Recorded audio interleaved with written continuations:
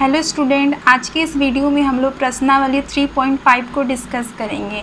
उसमें हम लोग व्रज गुणन विधि और प्रतिस्थापन विधि के बारे में सीखेंगे, कैसे हम इसको सॉल्व कर सकते हैं। तो क्वेश्चन नंबर 3 है प्रश्नावली 3.5 का कि निम्न रैखिक समीकरणों के युग्म को प्रतिस्थापन एवं व्रज गुणन विधियों से हल कीजिए।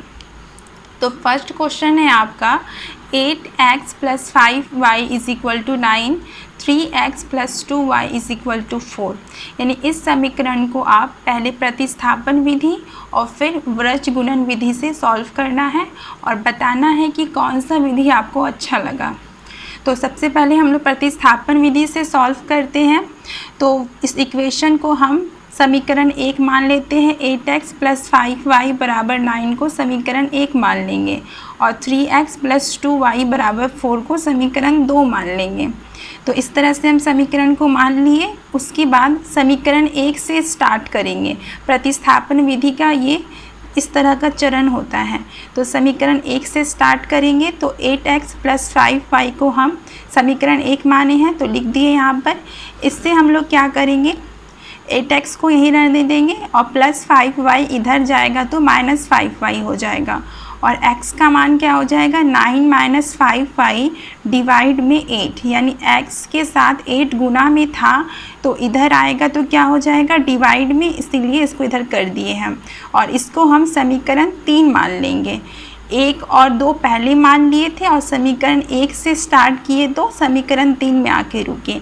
आप क्या लिखे हैं, समीकरण 3 का मान 2 में रखने पर, यानी ये जो 3 निकला ना, इसको समीकरण 2 में रखेंगे।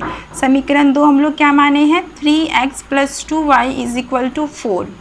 तो इसको हम लोग रख दिए यहाँ पे। जहाँ पर x दिख रहा है वहाँ पे हम क्या रखेंगे, x का मान ये निकला है तो यहाँ रख दिए। उसके बाद क्या किए, इस 3 को अंडर ब्रैकेट वाले नंबर से मल्टीप्लाई किए। तो 3 × 9 = 27 एंड यहाँ माइनस का साइन था, दे दिए। उसके बाद 3 × 5 = 15 और जो नीचे 8 था 8 लिख दिए और प्लस 2y को यहाँ लिख दिए = 4।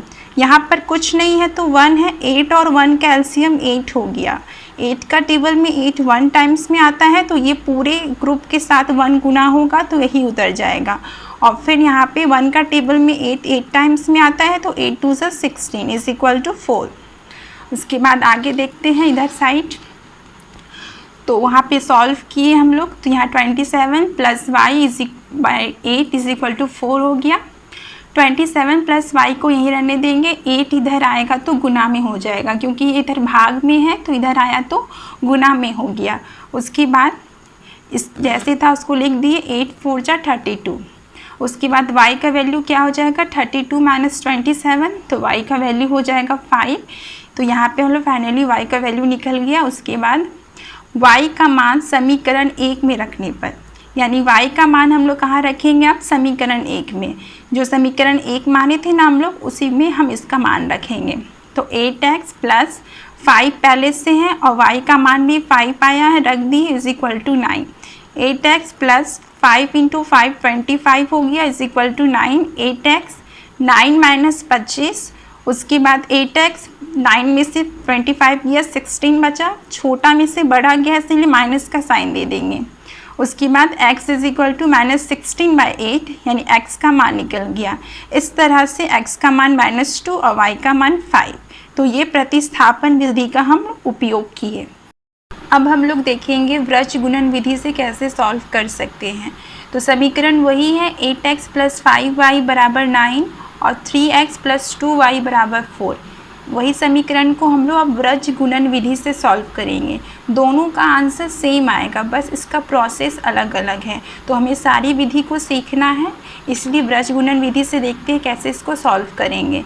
तो व्रज गुणन विधि में होता क्या है कि 8x + 5y का मान यहाँ हम रखें। ये जो बराबर 9 है ना, इसको इधर कर देंगे, यानी इधर ये प्लस है तो इधर आएगा तो -9 हो जाएगा। और 3x + 2y = 4 है तो 3x + 2y लिखे बराबर 4 है, उसको इधर लाएंगे तो -4 हो जाएगा। बस अंतर यही है कि इसको इस तरह से सजाना होता है।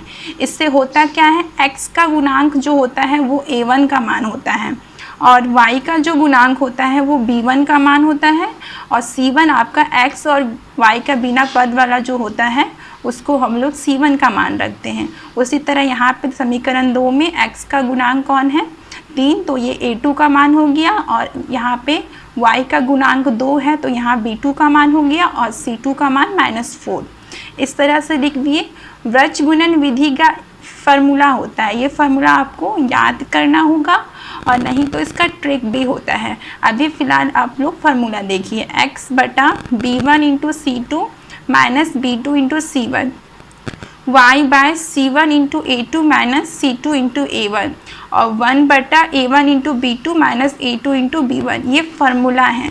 इस फार्मूला में हम सारे मान को रखेंगे और सॉल्व करेंगे। b1 का मान क्या है 5, तो हम रख दिए यहाँ पे 5। c2 का मान क्या है -4, तो हम यहाँ पे रख दिए -4। माइनस, ये माइनस का चिन्ह यहाँ पे है ना, तो यहाँ पे भी आ गया।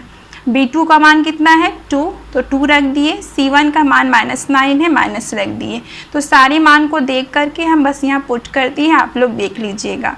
उसके बाद इसको मल्टीप्लाई करते हैं, 5 इंटू 4 20 हो गया -20, या 9 2 18, माइनस माइनस प्लस हो गया तो +18, -9 इंटू 3 -27 और 8 4 32 और -32 और आगे में तो +32 हो गया, 8 2 16 और -15।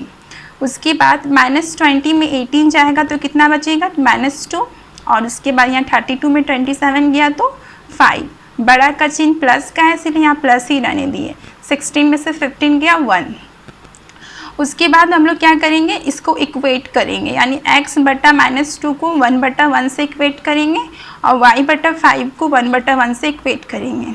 ऐसे जब भी इधर का मान 1/1 आए तो x के नीचे जो नंबर है और y के नीचे जो नंबर है वही उसका आंसर हो जाता है।